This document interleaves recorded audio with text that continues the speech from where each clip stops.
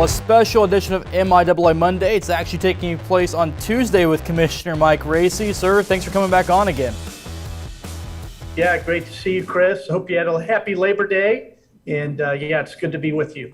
It was a good weekend. And of course, we had all of the MIAA sports in action this past weekend. But I think the big talking point for a lot of people right now is week number 2 and the Northwest and Lincoln football game being no contest because of COVID-19 protocols. I think maybe in the back of a lot of people's minds that maybe this would happen at some point this year, just maybe not this early in the season per se.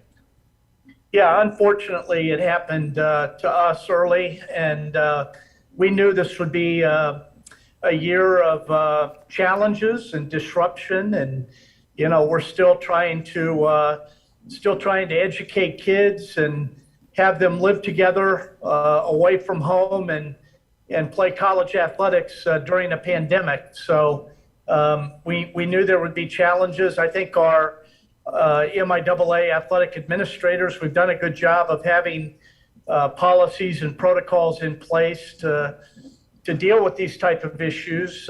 Unfortunately, in the MIAA, not all of our student athletes are vaccinated. For a variety of reasons, but we certainly encourage all students, all faculty to get vaccinated. But we're not there, and we did have a positive test with the Lincoln football team, and that resulted in a contact trace. I think a lot of people's questions coming out of this is, okay, what's next? Because it's been worded as no contest and for a lot of different reasons, probably more than anything else. Northwest isn't looking for a makeup game this week, but what is the difference with cancel compared to no contest, and what's all going into how the MIAA is looking at these COVID-19 games this year, and as well as the NCAA for that matter? Yeah, so our policy is really consistent and perhaps driven by how the MIAA or by how the NCAA views these games that don't get played. I know there's been a lot of noise by the Big 12 Conference, the Southeastern Conference, a lot of Division I conferences that are declaring a game like this where a team can't play because of COVID.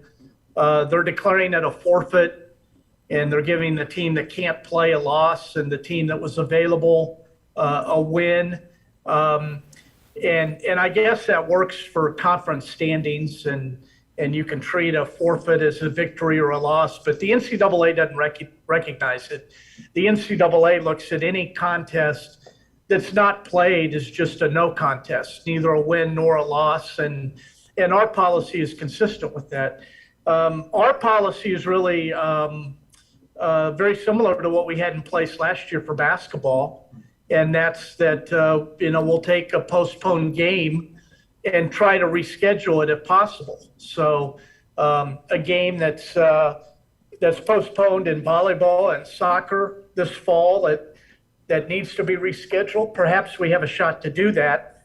And if we don't, then it will be deemed a no contest, and just as if it wasn't scheduled, neither a win nor a loss. Right now the Northwest Lincoln game is officially postponed, and I think there's a great likelihood that game will not be rescheduled or made up. There's no room in the current schedule to do that. There's not an off week.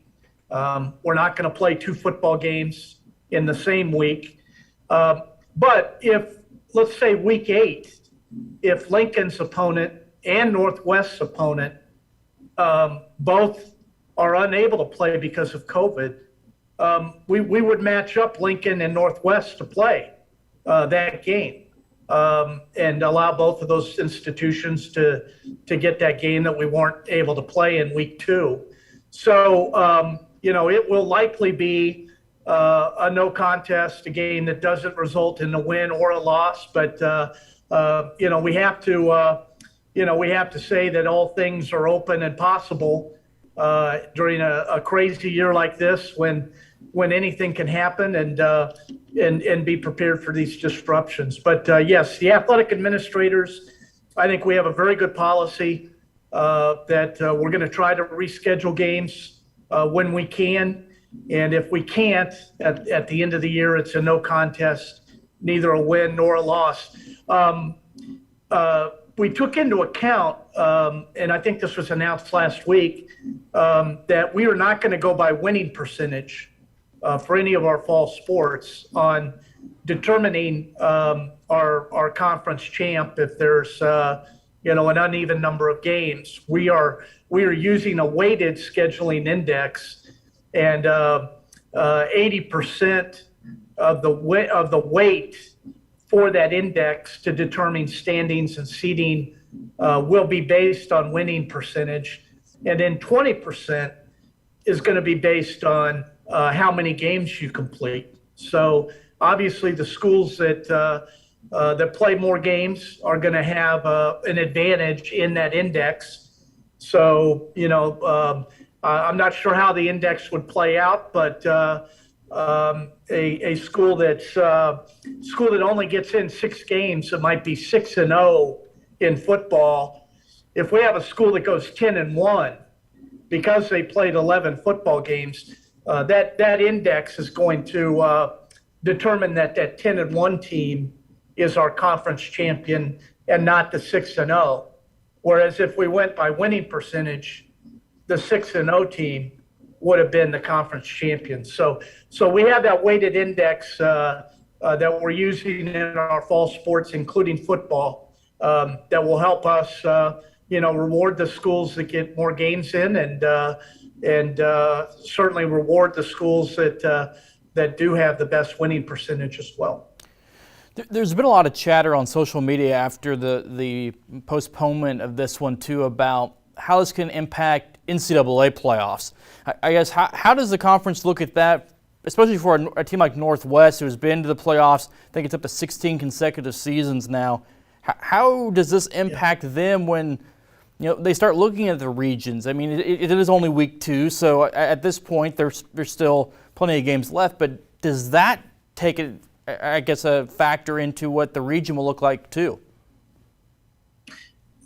Probably not, Chris. Unless we're sitting in a region where we've got 8 or 9 teams that are at 10-1 or 11-0. But we see throughout Division II football there are teams that only schedule 10 games and have an off week, or schools that may have some scheduling challenges and only are able to schedule 9 games. So there's nothing in the selection procedures that you have to play 11, and if you don't, you begin to get penalized. That's not in the NCAA Division II selection criteria. There's a minimum number of games that a school must play to be considered for the playoffs, and certainly Northwest is not in jeopardy of not meeting that requirement. So I think as long as Northwest is able to take care of business, and I know they'll preach to their student athletes, one game at a time, and every game in the MIAA is a tough matchup. So it'll be the taking care of business and then see how things shake out. But usually a school that plays 10 games and has a great record, 10-0, 9-1, even 8-2, is usually going to be in that hunt for a playoff spot. As you kind of, I guess, look at everything, with this too, Northwest had that open date this week. Now, instead of trying to find an opponent to fill in, they're just looking ahead to Central Missouri for week 3. What are maybe the challenges, and this doesn't have to be COVID related, but if a game's canceled, trying to find a makeup game on short notice, like with 3 or 4 days notice, is that pretty hard to do? And I saw some people on social media saying, well, just go find a team. Most teams don't have an open day that's going to line up just with it. So is that another challenge too if a team can't play? Yeah, it's a challenge to be able to pull the trigger on that on short notice. There's a lot of planning that goes into a college football game. Not just the team travel, but also all of the things that have to get ready for a team to host or team to go someplace and play. The real challenge is geographics, and I know there were a couple of schools out there with an open game. Lenore-Rhine, on the East Coast. Colorado Mesa has an open date this week. So, I'm sure that Northwest looked at that or at least considered it. The tough thing is that, a lot of schools aren't going to make the trip to Northwest. They just don't want to. They don't want to go play and get beat on the road. So perhaps there would have been a chance for Northwest to, on short notice, put together a trip someplace. But then it becomes really logistically challenging and financially challenging. The budget was set for Northwest to be hosting this week, not spending $80,000 to travel someplace to play a football game. So a lot of those financial and logistical operational challenges that make it really virtually impossible on 5 or 6 days notice to be able to find an opponent, get a contract signed, and put everything in place to play a game. All right, let's get into actual week one from last week. I know everybody's pretty excited about football as well as volleyball, soccer, golf. Cross country, everything got going. We'll go with football first. There were some rain delays, some lightning delays. That happens year in and year out. But overall, what was your takeaways from week one and across the MIAA football? Yeah, I think it looks like it's going to be a very competitive season. We saw Pittsburgh State go in and beat a very good Central Missouri team on their home field. I think Central Missouri came into the game, not that the national polls matter, but I think ranked in the top 20, maybe even the top 15. We saw a very good Missouri Western team get beat in Edmond by Central Oklahoma, and Hayes lost a tough one with Northwest. So I think what we're going to see are, teams that have a couple of big matchups this week with Hayes at playing at Missouri Western, and I think the Kearney-Pittsburgh State game is going to be a great football game. So week one tells me we're going to have some parity, and it's going to go right down to the last week, I think, to determine who the champ is. I think it's special every year when MIAA football starts on those Thursday nights. It's usually some start on Saturdays, but is that a conference decision, or is that up to the individual schools to kind of have that kickoff? Because I know a lot of people wonder how does a Thursday night work, and then you have week two Thursday night, some have Saturday. What goes all into that of making it more special, maybe, of having a Thursday night kickoff?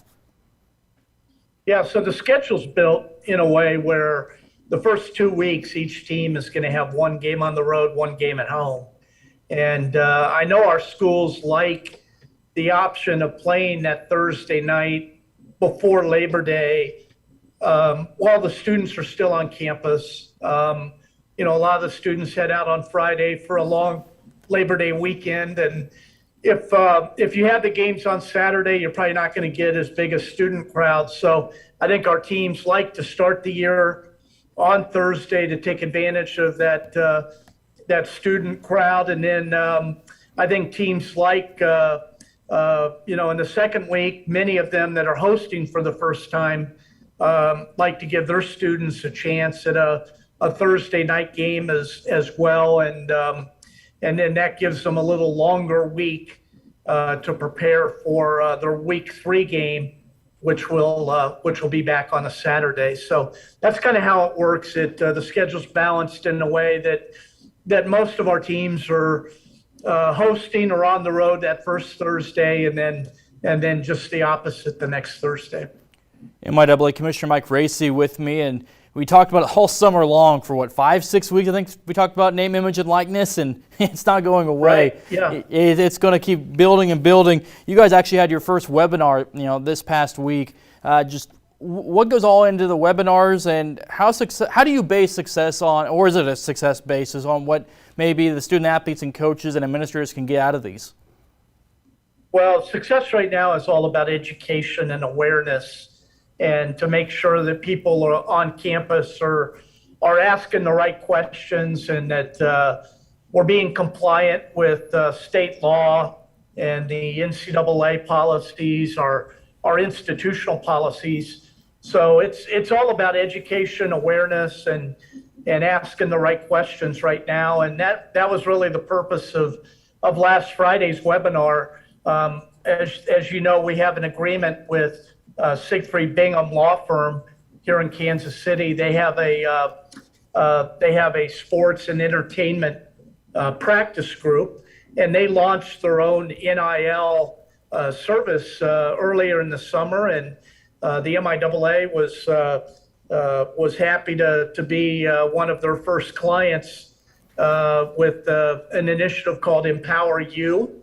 And part of our relationship with Empower You is that they will do quarterly workshops for our coaches and administrators. And the first one was on Friday. We have also a commitment that they're going to do once every 6 months a webinar for our student athletes, and provide them with information about how to do a contract and what to look for, and insurance issues and banking issues and tax issues and business issues. And a lot of these name, image, likeness agreements will allow our students to have funds and resources that will help them with their education and spending money, but it also comes with a responsibility how to run a business and how to manage their money. So we want to give them that education. But the first webinar aimed at coaches and administrators on Friday, Chris, really focused on a look back on the first 60 days of name, image, likeness. A lot of examples of things that are happening out there, and primarily happening at the Division I level. But the attorneys that ran our webinar focused helping our administrators and our coaches understand how these agreements that you're seeing at the Division I level, there's a way to bring that to Division II. There's a way to scale that and replicate that with local businesses and corporations that want to support students on our Division II campuses in the MIAA. There's a way to do these agreements, like the BYU walk-on student athletes, right? Having their tuition paid for through a corporate partnership. The barbecue joint that's sponsoring the Arkansas linemen. There's a way to replicate that in almost every one of our MIAA communities. Group licensing agreements, where a school and a group of student athletes come together in a licensing agreement that allows students to have their names printed on the back of jerseys and sell them, or autograph jerseys, or do autograph shows and use the institutional trademark and share in royalties from those activities. So there are things that are happening that we've said from day one. We want the MIAA to be looked at as a leader of name, image, likeness opportunities for students and prospective student athletes. When students think about where they want to go to school, they need to first think about where to get a good education. Second, they need to think about a place that they can win national championships. And third, the conversations will now turn on where can I maximize my personal brand and have opportunities to build that brand and to monetize my name, my image, my likeness. And we want the answer on all three of those questions to be an MIAA school. where they can get a good education, win championships, and monetize their brand. And so this Empower You, and certainly our first webinar last Friday, are steps in helping us achieve that goal. It's really amazing because 12 months ago, any of this conversation is probably resulting in some type of NCAA infractions or something going on for the student athletes. The interesting thing, I think, too, is you talk about local businesses. There can't be much can there be much communication between a school and the local business, or does it have to be local business knowing that they want to work with a student athlete and they have to approach them that way? Or how do you bridge that gap, maybe just kind of getting, like you said, every community in the MIAA can potentially have those possibilities? There can be those conversations, Chris, but it has to be done in a delicate way, keeping in mind the two guiding principles that the NCAA shared. One is that a name, image, likeness agreement can't be used as a recruiting inducement. And number two, it can't be based on athletic achievement or athletic skill. So that's why the BYU NIL agreement, where BYU worked with a local business and their support to the university or directly to students was to support all of the walk-ons, regardless of skill. And that's how the institution was able to be a part of it. This was an existing partner of the school, and the school went to the partner and explained to them this new world of name, image, likeness. And the partner said, yeah, we'd like to do that and directly help your student athletes. Is there a way to do that? And when BYU explained, okay, here are the parameters, here are the things that we can't do, that's when they began to think about, okay, yeah, let's support all of the walk-ons, not just one, or not just the 5 best or the 5 fastest or the 5 strongest, but all of the walk-ons. So when a school is aware of those kind of restrictions, then it does open up opportunities that a school can have conversations with existing partners or potential partners, if that partner's interested at all in name, image, likeness, and directly helping and benefiting student athletes on campus. Other topic of, I think, a lot of debate right now or questions is the NCAA and, looking at its constitution and kind of moving forward. Is there an update that, you guys know, at least Division II level or MIAA level, know of what the NCAA is looking at? Because I know we talked about a couple of weeks ago, it's a lot faster of a movement than maybe the last time they did this. I think you said back in the 90s was the last time there's a big movement like this. Yeah, so the Constitutional Committee has met a couple of times, and as we discussed on a previous show, Chris, this is really the outcome of the Supreme Court decision from earlier this year that questions really what authority the NCAA has at all in being able to regulate issues that would try to control competition in any way, and that those could be deemed antitrust violations. And so there's a lot of work that's being done on a quick timeline, but the committee's met a couple of times. The good news for us in the MIAA, Chris, is that we have Jim Johnson, the athletics director at Pittsburgh State University, is serving as one of 5 members of this group from Division II. It's a small group, a total group of about 24 people. I think we have in Division II, we have a president, an AD, a commissioner, an assistant athletic director, a student athlete, and Jim is on there. Jim Johnson from Pitt is on there as really our MIAA representative. He's got, he's worked at the NCAA. He understands how the NCAA works. He's aware of the structure and the Constitution and the protections that we have as a division. So he's a great representative. And I think where a lot of this is going, Chris, is that, frankly, Division I is not happy with their structure. They're not happy with the way rules get made. They're not happy with things out of Indianapolis. In general, I think Division II and Division III are just the opposite. I think our structure, our business, the way we do things is very healthy. And so I'm hopeful that, when this thing wraps up in mid-November and they release their report, I'm hopeful that that Division I finds a way in the NCAA to change what they want and to continue to be a part of the NCAA. But Division II and III will be able to continue to work for us. I think that's the end goal. We'll know in about 60 days if we get there.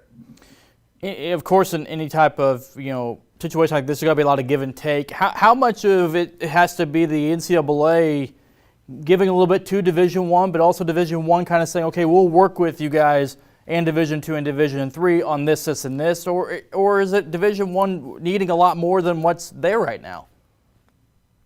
We'll see. That's the key question. It's very political discussions, and it's some of it's tied to finances. Division II and III have a constitutional guarantee of how much revenue we get from the Division I March Madness CBS contract. And we use all of that money to operate our championships and Division II programs and services. Division II and III would never turn down additional money, additional resources, and that may be what it takes for Division I to get the changes that they want to the NCAA structure and the way things happen. Remember that any change will require a 2/3 vote, and Division I doesn't have that on their own. So they're going to need Division II and III schools to help make those changes, and some of it may, be political trade-offs, like additional revenue to the divisions in order to put a deal together. Going to be certainly a fascinating few months across NCAA. I want to get you out of here on this question. You go to a football game. What's your favorite tailgating meal or option that you would go to?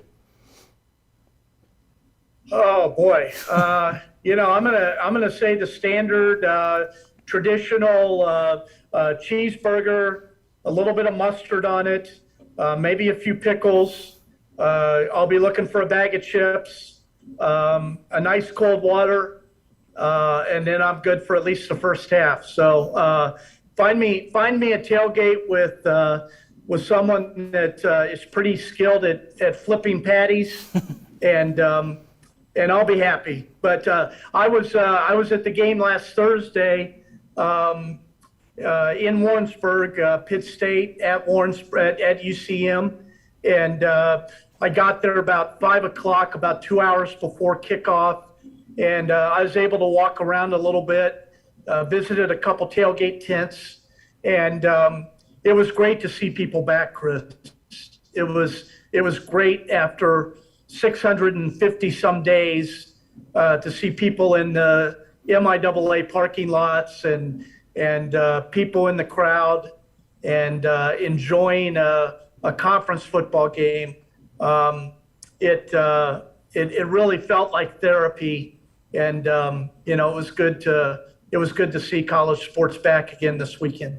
It was a great week of MIAA football in week one. Looking forward to another great weekend this weekend. MIAA Commissioner Mike Racy, thank you as always for coming on. You bet. Thank you, Chris.